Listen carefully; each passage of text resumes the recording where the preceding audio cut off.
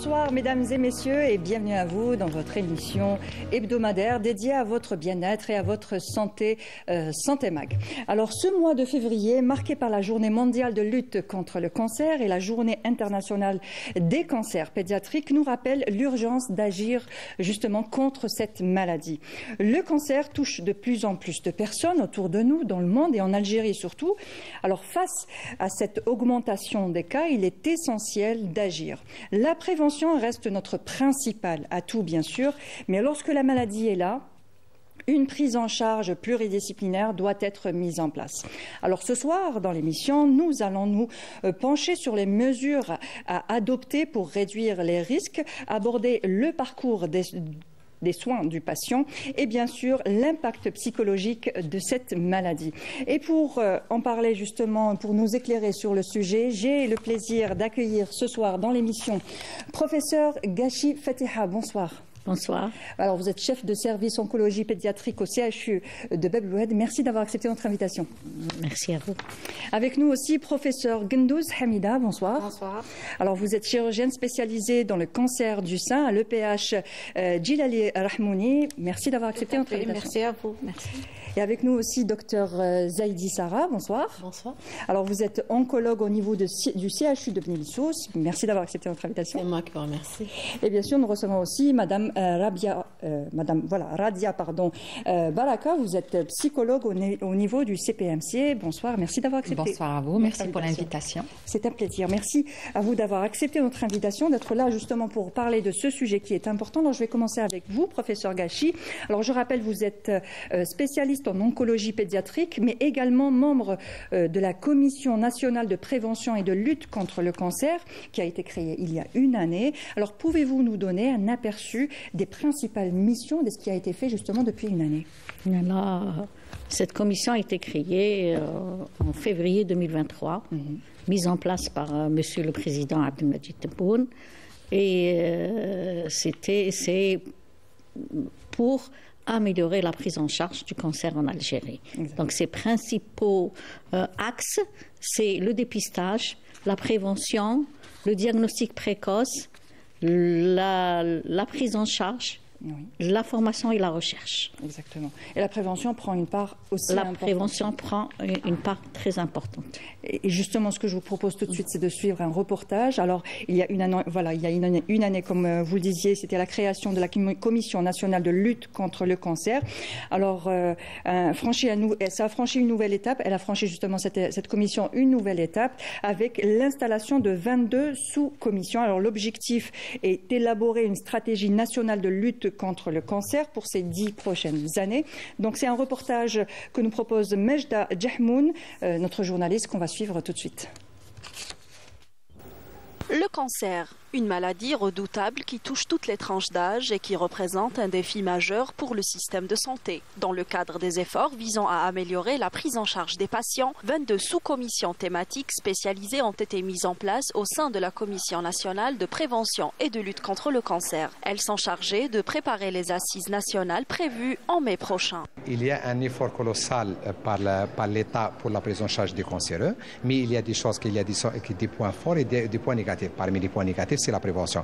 Pour ça, on doit axer sur la prévention, notamment pour la lutte contre le tabac et contre la sédentarité, l'obésité et en même temps pour l'activité physique. Lors de cet événement, plusieurs spécialistes ont pris la parole pour aborder les différents aspects de la lutte contre le cancer. Le diagnostic précoce, l'accès au traitement et les stratégies de prévention ont été au cœur des discussions, soulignant la nécessité d'une prise en charge renforcée. Les cancers les plus fréquents en Algérie, qui est le cancer du sein de la femme.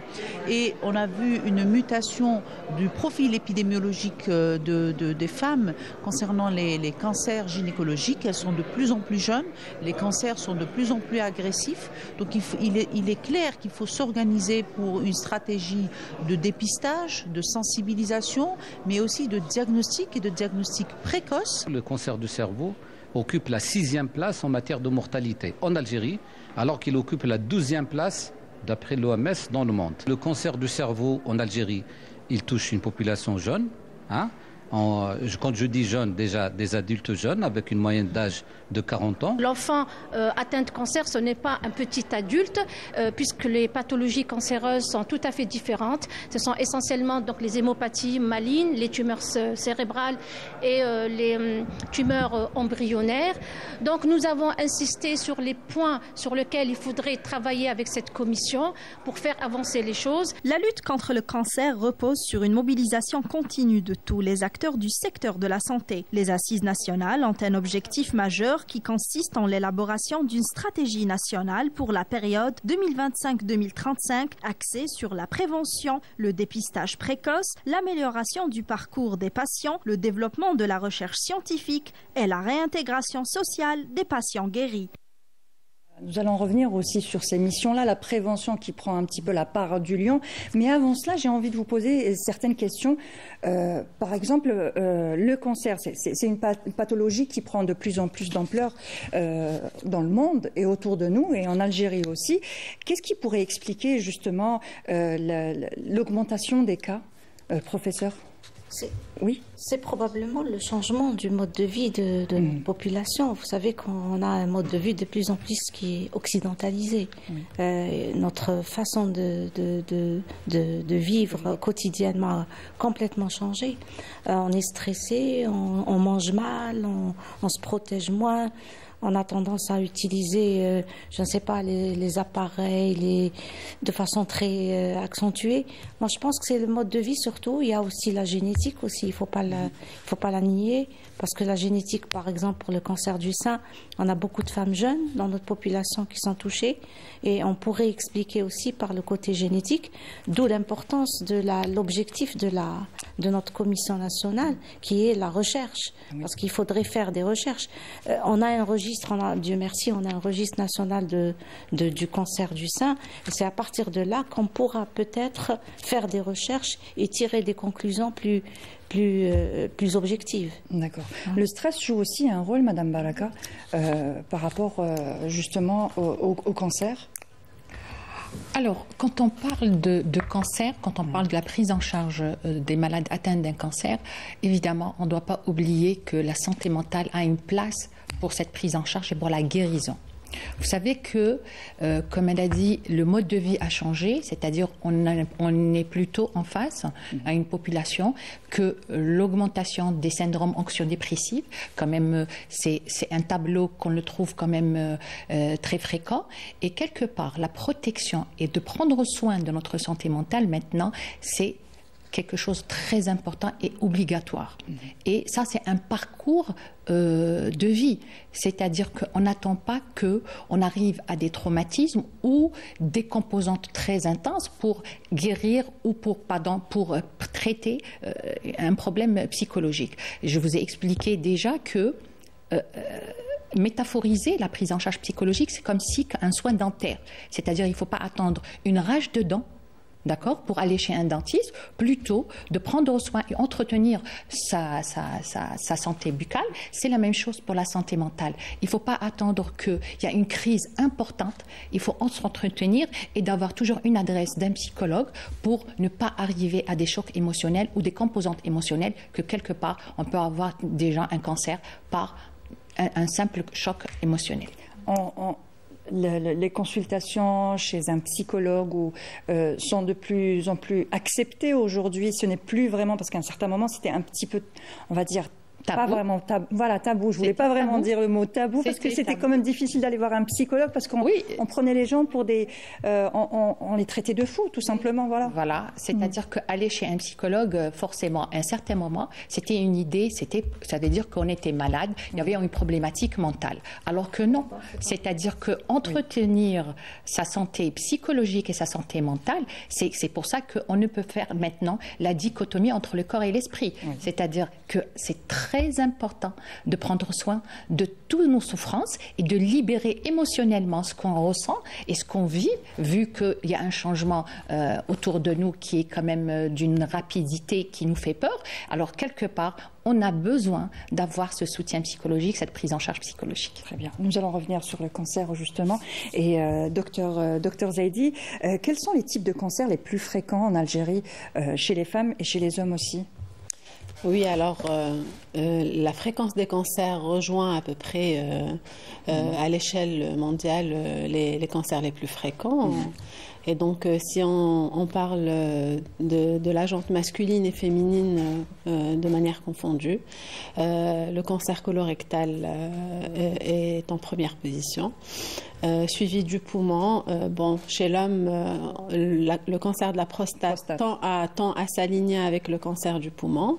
Le cancer du sein, c'est le cancer numéro 1 chez la femme. Donc, on tourne autour de 5 localisations actuellement qui sont au diapason, mais qui n'occultent pas pour autant les autres localisations qui peuvent être fréquentes aussi, relativement relativement grave, tout à fait.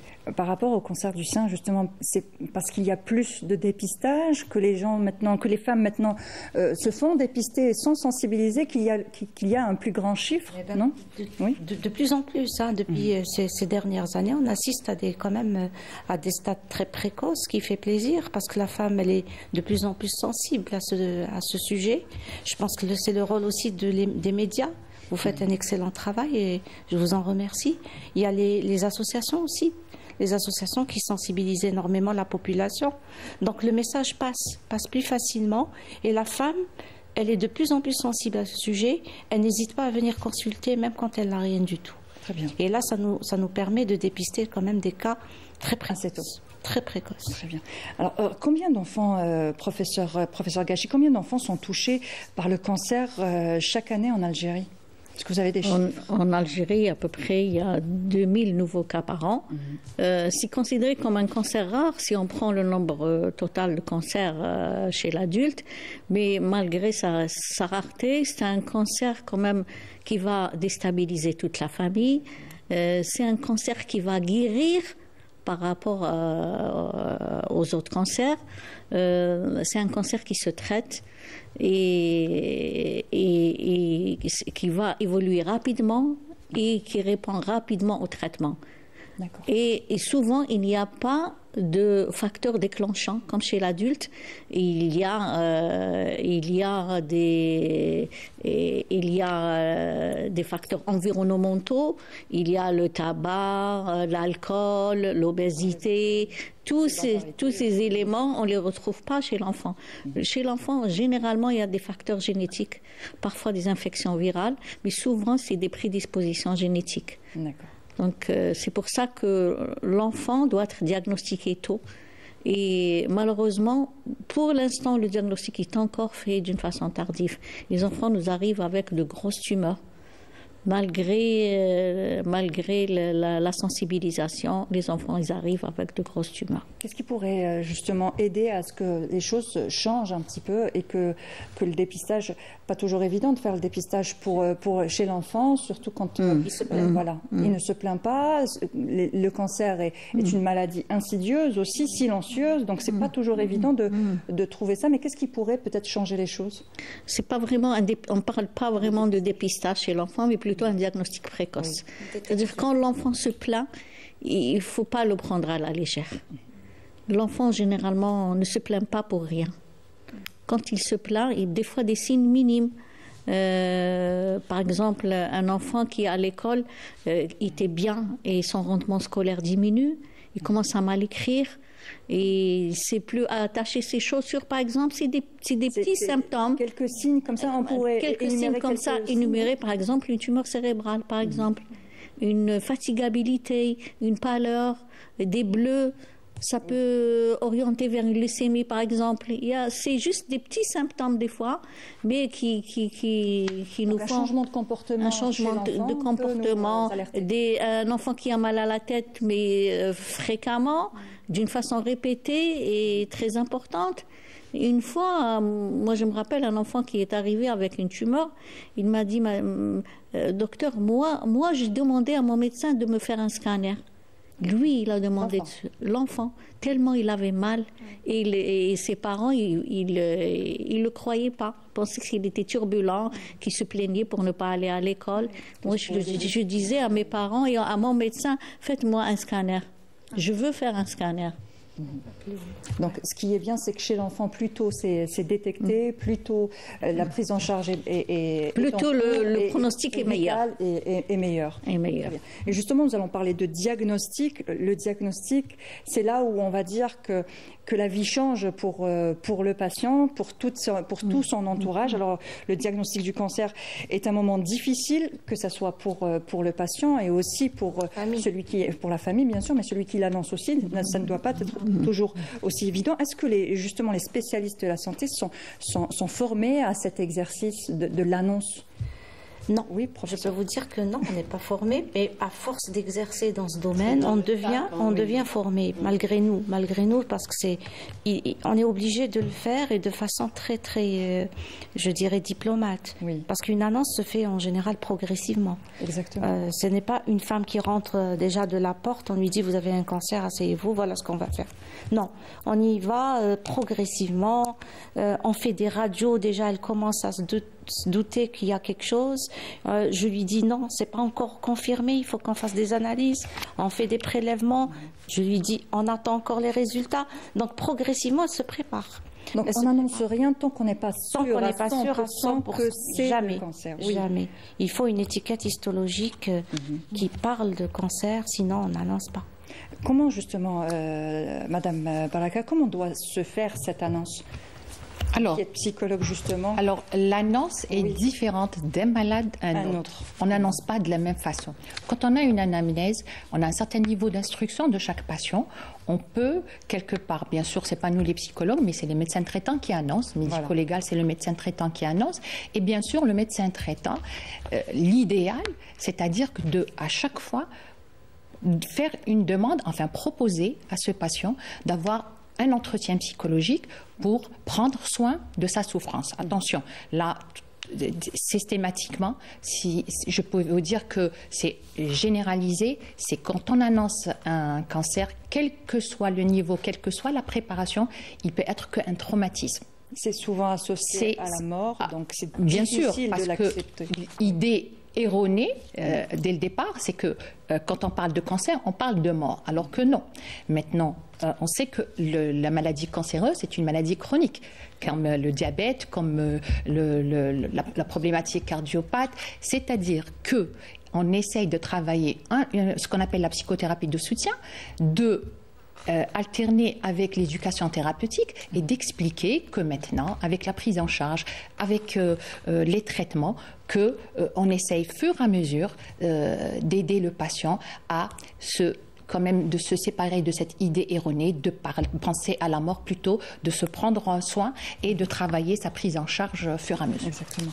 Professeur Ghachi, l'annonce de cette maladie justement pour un enfant est, on va dire, très difficile par rapport à son jeune âge. C'est un enfant, le dire aux parents, c'est pas toujours évident. Comment que ça se passe? L'annonce de la maladie, c'est plus difficile. Oui, c'est plus difficile parce qu'on a les parents et on a un enfant. Et un enfant, ça dépend de son âge aussi, pour sa compréhension. Et les parents, ils sont tellement protecteurs que des fois, ils viennent, ils rentrent eux les premiers, ils vous disent surtout ne lui dites pas. Et l'enfant, il comprend. Même quand il est petit, il comprend. Il comprend quand il voit tout. Une fois, une enfant, on lui a dit ne t'inquiète pas, tu n'as rien. Vous savez ce qu'elle nous a répondu?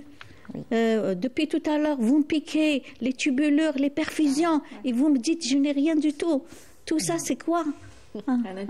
Oui, une enfant qui avait que 4 ans. Vous imaginez? Alors, un grand enfant, c'est plus difficile chez les adolescents. Les adolescents sont encore plus compliqués parce qu'ils comprennent tout et ils savent tout. Et maintenant, avec les moyens, l'Internet et tout, donc ils consultent, ils lisent, ils ont plus accès à l'information, donc ils savent tout avant de leur parler. Oui. Donc ils sont déjà au courant, ils savent ce qui se passe. Donc tout simplement leur parler et leur dire avec des mots plus simples, enfin pour les plus jeunes enfants, mais essayer de leur expliquer. On essaie de leur expliquer avec pour chaque âge on s'adapte. Voilà. On s'adapte à l'enfant, à son niveau de compréhension, et on essaye de s'aider avec les parents, parce que les parents, ils connaissent mieux leur enfant que nous. Oui. Donc, ils savent comment il va réagir. Donc, on essaye de se faire aider par les parents. Et surtout ne pas cacher, ne pas mentir. Et ne pas mentir, surtout ne pas mentir. Parce qu'après, si on commence par un mensonge, après, il n'y a plus de confiance entre le médecin et l'enfant. Et si on perd la confiance, ça y est. Le parcours du traitement est perturbé. Oui. Et justement, nous allons parler du parcours. Alors, une fois que la maladie diagnostiquée, que doit faire le patient? On parle de l'élaboration d'un parcours du patient. Alors, en quoi consiste exactement le parcours du patient, Dr Zaidi? Alors, juste pour dans la continuité du sujet que Dr Ghachi était en train d'exprimer par rapport à l'enfant, en fait, il faut savoir qu'à l'âge adulte aussi, notre société est là et notre micro-société, notre famille cherche aussi à nous protéger. Il y a des malades adultes et tout qui sont accompagnés de leurs conjoints, leurs épouses, leurs parents, qui viennent, qui nous disent s'il vous plaît, il faut rien dire parce que le patient risque de tout abandonner. Et donc, c'est vrai que dans notre pays, il n'y a pas une législation qui impose l'information et l'annonce du diagnostic au patient lui-même, et après, libre à lui de partager l'information, de la garder pour lui. Donc, on se soumet aux exigences de la société et donc de la micro-cellule familiale. Pour ce qui est du parcours, donc, un diagnostic est établi. À partir de là, idéalement, nous œuvrons depuis quelques années maintenant à se concerter, quel que soit le tableau que présente le patient. Donc, on a un diagnostic et une localisation. On doit discuter le dossier en réunion de concertation pluridisciplinaire. Aujourd'hui, elles sont réparties sur tout le territoire national et ça concerne toutes les localisations. Alors, vous pouvez avoir une RCP séno, une RCP colorectale, une RCP poumon. Donc, on en a un peu dans toutes les spécialités. Et donc, à partir du moment où le diagnostic est posé, donc avec une étiquette histologique, le dossier du patient est discuté et c'est à partir de là que le patient est censé avoir donc un parcours.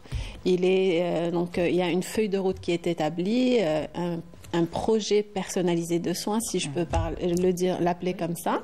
Oui. Donc, chaque patient a son propre projet personnalisé de soins. Et donc, à partir de là, on va dire les stations par lesquelles il doit passer sont déjà préétablies.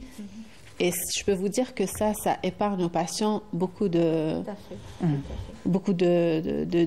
difficultés, on va dire, de parcours. Et vient l'étape de la chirurgie, ou ensuite vient l'étape du traitement médicamenteux ou de la radiothérapie. Donc, ça commence quand même à se canaliser grâce à ces concertations. Donc, le patient ne se perd plus à essayer de chercher qui veut bien le prendre en charge, mais à quelle porte frapper.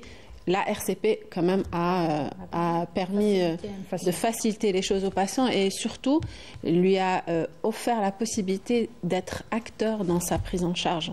Le patient est impliqué, il est informé de la stratégie et il se trouve presque content et enchanté de prendre part à cette stratégie thérapeutique. Justement, cette stratégie thérapeutique, une fois posée, donc le patient peut, par exemple, choisir de faire une partie de ses soins dans le secteur privé et puis revenir, par exemple, pour une chimio d'abord chez le privé, ensuite la chirurgie dans le public. Oui. Le plus important, c'est que, comme elle a dit Dr Zaidi, il faut qu'il passe d'abord par une réunion de concertation. Parce que c'est là que ça va se dessiner le projet thérapeutique. Un projet thérapeutique et un planning thérapeutique. On lui explique au patient, vous allez avoir de la chirurgie, ensuite de la chimio, ensuite de la radiothérapie. Peut-être de la chimio avant la chirurgie, mais en tout cas, le trajet, il doit être tracé au sein d'une réunion de concertation pluridisciplinaire. Donc, le passage par la réunion, justement, est obligatoire pour pouvoir avoir sa prise en charge dans le public et dans le privé. Et c'est l'un des objectifs aussi de notre commission nationale qui va établir des lois obligeant la discussion du dossier d'un patient cancer au sein d'une réunion de concertation pluridisciplinaire. Il faut que ça devienne obligatoire. N'est pas encore régi. Nous espérons que ça puisse être régi par une loi claire qui impose obligatoirement le fait de discuter un patient dans une réunion de concertation pluridisciplinaire. Bien sûr, c'est-à-dire une fois la décision établie, le libre au patient d'aller saisir un chirurgien dans le privé ou alors rejoindre le public. Donc là, une fois la décision est tracée, donc la stratégie est tracée, le patient il peut aller où il veut. Voilà. Je dirais plus, il y a même des privés, des cliniques privées qui font une RCP. Donc il y en a qui commencent à faire des...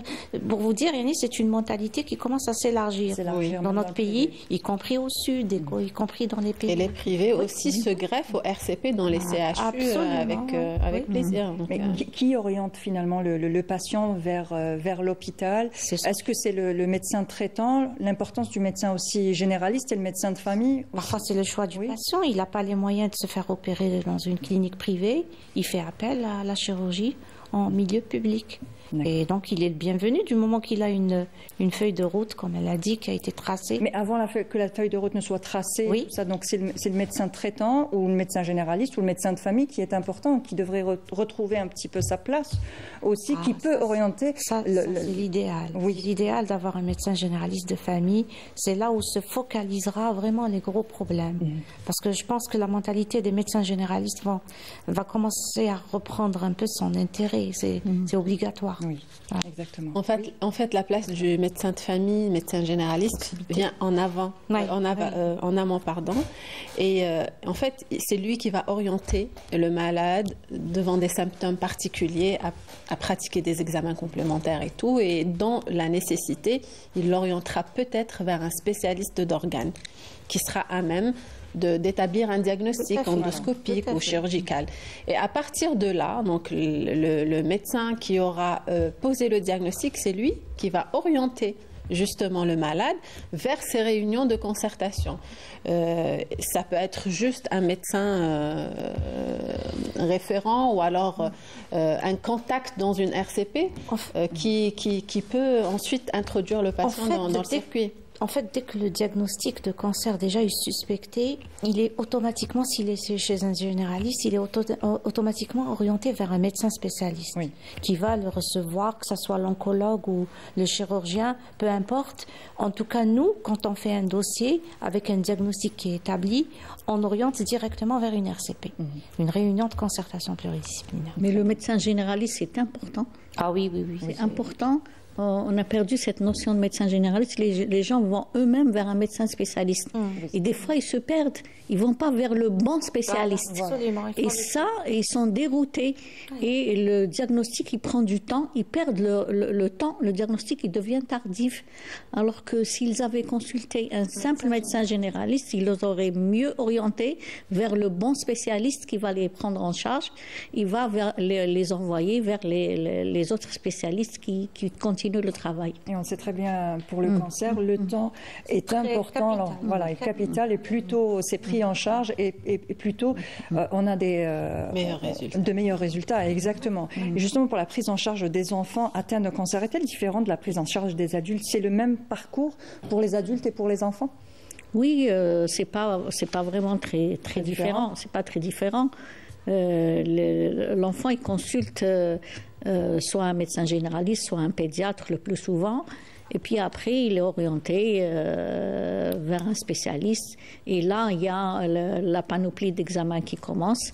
Le problème chez l'enfant, c'est que souvent c'est des signes qui sont indirects, et donc parfois les gens ils vont vers d'autres diagnostics au lieu d'aller vers le diagnostic qu'il faut.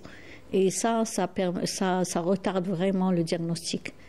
Par exemple, si on prend les tumeurs osseuses, on a beaucoup d'enfants qui sont perdus parce qu'ils vont aux urgences de traumato, on les étiquette de fractures, on leur met un plâtre, et des fois après 2 mois, on enlève le plâtre et on voit la grosse tumeur. Et là, c'est vraiment la catastrophe. Et c'est pas ça ce qu'il faut. C'est pas ça ce qu'il faut. D'accord. Alors justement, le cancer est une attaque. Le cancer attaque plutôt l'organisme, c'est clair, mais il est tout aussi violent sur le plan psychologique. Madame Baraka, alors comment se déroule le suivi psychologique en oncologie au niveau du CPMC, par exemple? Alors, je parle au niveau du CPMC, pas forcément en oncologie, parce que moi je suis dans la consultation de douleur, je suis spécialiste dans la douleur. Je vais vous dire que, bien sûr, l'idéal, c'est-à-dire que la demande, on est à la recherche, la demande, elle a été faite par qui? C'est-à-dire que quand on a un médecin traitant, la proposition, c'est l'idéal de proposer tout de suite une prise en charge psychologique, tout un suivi avec des séances, parce que vous savez que le soutien psychologique, c'est comme une bouée de sauvetage pour le patient, quelque part avec tout ce qu'il a comme renseignement, comme info de ce qu'il a, d'accord, de le parcours de la prise en charge, de la dureté des traitements, des effets secondaires.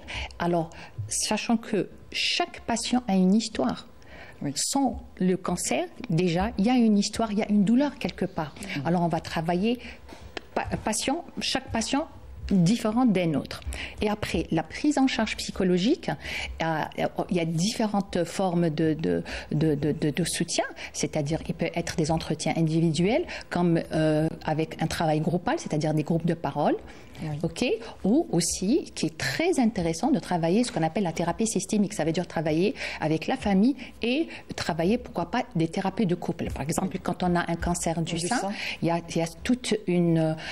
quand la femme est mariée, il y a toute une problématique conjugale qui se pose, parce qu'il y a déjà cette idée fausse que, par exemple... dit ablation, l'estime de soi, l'image du corps qui est importante par rapport à cette femme, et elle est quelque part menacée par rapport à son identité de femme. Et à partir de cela aussi, il y a des différentes techniques comme on a la psychothérapie de soutien, on a le travail actuellement, ce qui donne beaucoup de résultats, c'est les thérapies cognitivo-comportementales, parce qu'on sait que la représentation de l'idée de la maladie, et avec tout ce qui engendre autour, entre la mort, entre la douleur, alors pas forcément quand on a un cancer, pas forcément quand on a une douleur, et pas forcément si on a une douleur que la maladie est d'un stade avancé. Alors, aider ces patients à prendre soin avec plusieurs techniques. Bien sûr, on parle de relaxation, on parle d'hypnose. C'est-à-dire, ce genre de techniques vont aider quelque part à suivre le schéma thérapeutique donné par les médecins traitants. Et bien sûr, ça, c'est ce qu'on appelle le travail pluridisciplinaire. Parce que quand on est bien psychologiquement, je pense que le reste, on peut le parcours, il va être plus simple qu'autre chose. On parle plus facilement aujourd'hui, oui. C'est la raison pour laquelle, normalement, un psychologue ou une psychologue est obligatoire aussi au sein d'une RCP. Ça aurait été l'idéal. On n'en a pas suffisamment, malheureusement, mais on ressent ce manque. Oui. Parce qu'on a tendance à préparer la patiente. Maintenant, il y a le besoin, la demande. On peut avoir cette demande. Hein. Vous savez, quand il y a beaucoup de patients comme ça, on entend souvent dire qu'on ne savait pas que ça existait une psychologue au sein, par exemple, de la douleur ou au sein de la chirurgie. Et l'idée de travailler, de ce travail pluridisciplinaire, c'est de prendre cette douleur psychologique, cette souffrance, nous, les psychologues, de la prendre en charge pour alléger toute douleur et toute souffrance par rapport à ce qui va suivre.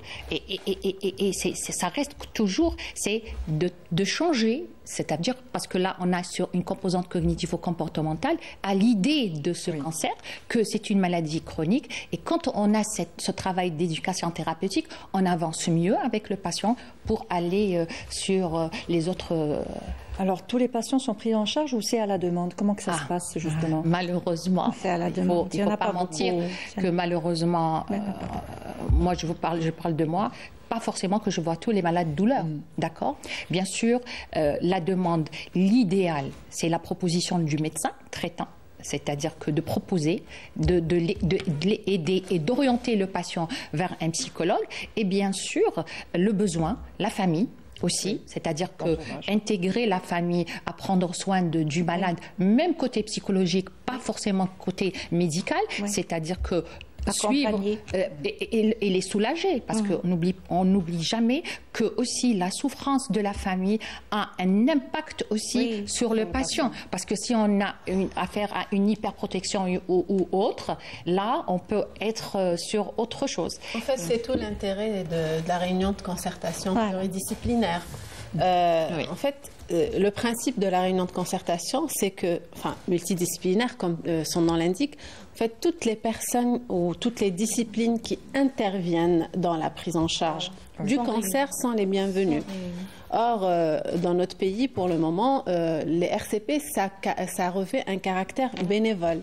Vraiment, c'est à l'initiative du spécialiste. Moi, en tant que spécialiste, il est important pour moi que mon patient, le dossier de mon patient soit discuté. Donc, je prends l'initiative. Et toute partie prenante qui s'estime, c'est-à-dire concernée par cette pathologie, devrait je suis sûre, participer. Et elle sera reçue, bien sûr, reçue avec bras ouverts. Donc oui, au jour d'aujourd'hui, c'est vrai, l'idée de la RCP est en train de se généraliser dans notre pays. On n'a certes pas encore une réglementation pour ça, mais on est tous, je n'en doute pas, pour institutionnaliser toutes les RCP. Excusez-moi, professeur, juste pour dire le besoin, le besoin de psychothérapie ou le besoin d'un accompagnement à la carte. Vous avez parlé d'hypnose, vous avez parlé de thérapie de couple, de thérapie de groupe. Et donc, ce besoin-là, il ne sera évoqué que dans une réunion. Le médecin traitant peut parler de son malade de manière un peu plus on va dire, précise. Et en fonction de ça, de l'examen clinique, de l'approche médecin-malade, le besoin peut être établi et à ce moment-là, on peut susciter l'aide ou l'intervention de tel ou tel spécialiste. Donc, c'est très important. Le psychologue est aussi, il fait partie intégrante dans la prise en charge du cancer. Parce qu'il y a une composante psychologique très, très, très, très importante. Donc oui, il faut l'intégrer automatiquement. Tout le monde est là, et on est là pour c'est-à-dire pour améliorer surtout la qualité de vie de ce patient. Attention, parce que vous savez la répercussion de la maladie sur sa qualité de vie, vous savez. On a un souci terrible. La première, c'est il y a une gêne extrême sur la joie de vivre. C'est-à-dire le patient, il met un arrêt total sur ses projets d'avenir. Et là, de projeter tout ce qu'il avait déjà. Il abandonne tous les projets qu'il avait avant et il se retrouve souvent en congé aussi. Mais quand il est dans cette démarche de cette prise en charge psychologique et tout, il va travailler à projeter, à mettre un plan d'avenir et dire que on ne meurt pas seulement de cancer, on ne meurt de tout, en tous les cas. Et ce qui est bien, vous savez que notre religion, elle est formidable. C'est-à-dire, au moment où il en dit le patient, vous savez que on sait ça, vous savez, tout change à l'idée de cette souffrance de mort. Et effectivement, on arrive à des résultats. Pas plus tard, je vais vous dire qu'aujourd'hui, j'avais un groupe de parole de femmes et je vous dis qu'à partir de plusieurs séances, on voit le développement. Et on voit ces femmes-là qu'ils ont commencé avec l'idée que ça y est, tout est fini, on arrête de vivre. On est sur des projets, les patientes maintenant, sur des projets, mais je peux vous dire des projets j'ai un feedback, j'ai un retour, j'ai un travail sur ces patientes que.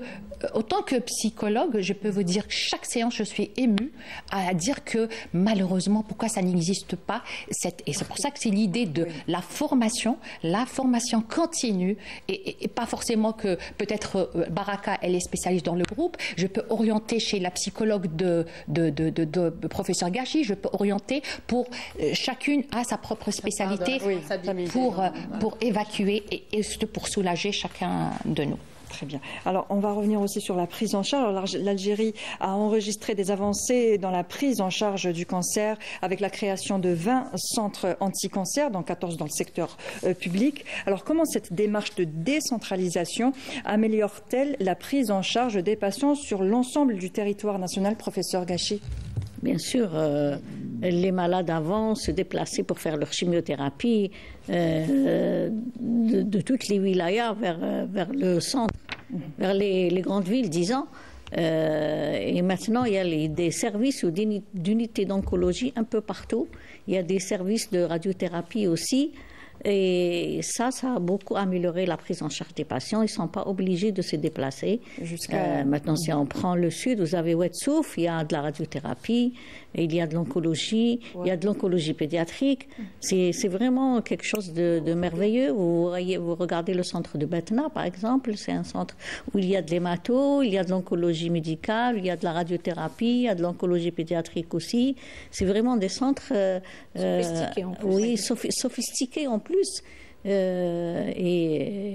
c'est bien. J'ai visité celui de Adra aussi, il est magnifique. Vraiment, Et justement, on va parler aussi des traitements.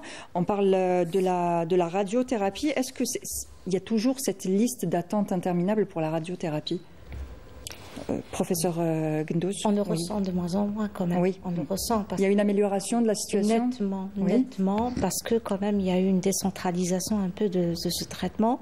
Oui. Maintenant, une patiente qui tient par exemple pour le cancer du sein, qui tient à conserver ce sein, lorsque je lui dis vous n'avez pas le choix que d'aller à Ouargla faire votre radiothérapie, elle accepte. Elle y va parce qu'il y a des hôtelleries là-bas. Il y a où rester, il y a où être hébergé. Donc elles y vont sans hésitation. Très bien. Et l'immunothérapie, vous voulez aussi revenir sur l'immunothérapie, l'une des traitements les plus prometteurs contre le cancer a récemment été introduit en Algérie. Quels types de cancers sont concernés par ce traitement et comment les patients peuvent-ils y accéder? Oui, docteur Zaidi. Alors, c'est pas tous les cancers qui peuvent être par répondre à la dernière question. Oui. Le traitement est disponible en Algérie, il est accessible à toutes les personnes pour lesquelles l'indication d'une immunothérapie est posée. Maintenant, c'est vrai que la disponibilité de ces traitements innovants a été... il y a eu une restriction d'un certain nombre de localisations de cancers, donc. Oui. Et encore heureuse, cette année, il y a eu une large extension d'indications. Donc là, aujourd'hui, on arrive en Algérie et en tout cas, on autorise une plus large utilisation de ces traitements à un plus large éventail de cancers. Il y a une année, on l'utilisait parfois dans certains cancers juste en première ligne, avec certaines conditions biomoléculaires, on recherchait des marqueurs qui nous permettaient ou pas de poser l'indication. Aujourd'hui, il y a un peu plus d'extension, donc on peut l'utiliser même en deuxième ligne lorsque le premier traitement ne marche pas. Et puis donc les localisations phares, c'est d'abord le mélanome, le cancer du poumon. Aujourd'hui, on peut traiter le rein, la vessie, le sein, avec l'immunothérapie. Donc il y a de l'espoir. Oui, franchement, depuis qu'on a accès à ces molécules, on arrive quand même, surtout pour le mélanome et le cancer du poumon, à faire quelques... Et pour justement les cancers pédiatriques, pour les enfants, est-ce que les traitements sont disponibles? Les traitements pour les enfants, c'est des traitements classiques. C'est-à-dire que c'est de la chimiothérapie classique et elle est généralement disponible. Les traitements spécifiques sont rarement ou exceptionnellement prescrits, tels que la thérapie ciblée, l'immunothérapie, parce que c'est en cours d'essai thérapeutique. Chez l'enfant. Chez l'enfant, oui. Très bien. Alors, la part du lion, on va dire, de la commission est justement dédiée à la prévention surtout. Alors, le programme d'action met un fort accent sur la prévention. Quels sont les efforts spécifiques entrepris pour sensibiliser la population à l'importance de la prévention primaire, secondaire, justement, professeur Ghachi? Oui, bien sûr, il y a tout un programme qui va être fait. Lutter d'abord contre le tabac, oui, c'est très important. Il va y avoir des lois, bien sûr, des lois sur le prix du tabac, les impôts sur le tabac, la sensibilisation des jeunes pour lutter contre le tabac. Il y a le tabac, il y a la sédentarité. On voit qu'il y a des sujets encore de plus en plus jeunes et des filles. Il y a aussi l'alcool. Il y a aussi l'obésité. L'obésité, c'est aussi très important. Donc, sensibiliser pour une alimentation saine avec une activité physique. Ça, c'est très important. C'est des éléments qui vont diminuer d'une façon très importante le nombre de cancers. Très bien. Et quand est-ce qu'on pourra parler de dépistage de masse en Algérie ? Pour quel cancer? Pour quel cancer, oui. C'est ça le problème. Il faut savoir qu'il n'y a pas... Tous les cancers ne peuvent pas être dépistés en masse. Tout déjà. à fait. Voilà. Non, oui. déjà, tous les cancers ne sont pas dépistables. Oui. Il y a quelques cancers qu'on peut dépister, certains avec un dépistage de masse, certains... en tout cas de manière individuelle, mais on ne peut pas parler de dépistage de masse ni pour tous les cancers, ni pour tous les cancers dépistables. Mais j'ai quand même envie de dire que pour notre population à nous, professeur Gundouz l'a souligné tout à l'heure, on diagnostique le cancer à un âge précoce. Qui est peut-être plus précoce que ce qui arrive dans le monde et c'est quand même un point d'interrogation. Donc, pour pouvoir traiter à juste titre notre population, il faut qu'on connaisse les caractéristiques de notre population. Et pour connaître les caractéristiques de notre population en dehors des études génétiques et tout, dans certaines situations bien précises, il faut qu'on s'appuie sur le dépistage lorsque ce moyen le permet. Si je prends l'exemple du cancer du sein, déjà on est dans une optique de dépistage qui est quand même bien établie, la sensibilisation de la femme. Donc maintenant la femme, même à un âge inférieur à l'âge indiqué pour faire une mammographie, elle a envie d'aller faire un dépistage. Parce qu'il y a un travail de sensibilisation qui est remarquable, qui est admirable. Oui. Et si je parle par exemple du cancer de la prostate, par exemple, jusqu'à ce jour, on parle d'un dépistage individuel qui concerne certains patients et tout. Mais il est peut-être nécessaire de faire son expérience sur le dépistage et ensuite voir où est-ce que ça peut nous emmener. Exactement. Pour décider si on reste sur le dépistage de masse ou individuel. La pédagogie, la sensibilisation, justement, ça a très bien marché avec le cancer du sein. Oui, ça marche très bien avec le cancer du sein et d'ailleurs on est très content. Surtout que le ministère de la Santé se penche beaucoup sur ce problème-là, surtout notamment le parcours patient. Vous savez que dernièrement on a participé à une conférence internationale à ICHOM, dans laquelle il y a eu le parcours patient en Algérie. On a donné les différentes... nos représentants du ministère de la Santé ont donné les différents résultats qu'on a en Algérie. Ils étaient vraiment émerveillés parce qu'ils ne s'attendaient pas. La gratuité des soins, l'équité des soins, c'est des choses qui les ont vraiment épatés. Ils ne s'attendaient pas.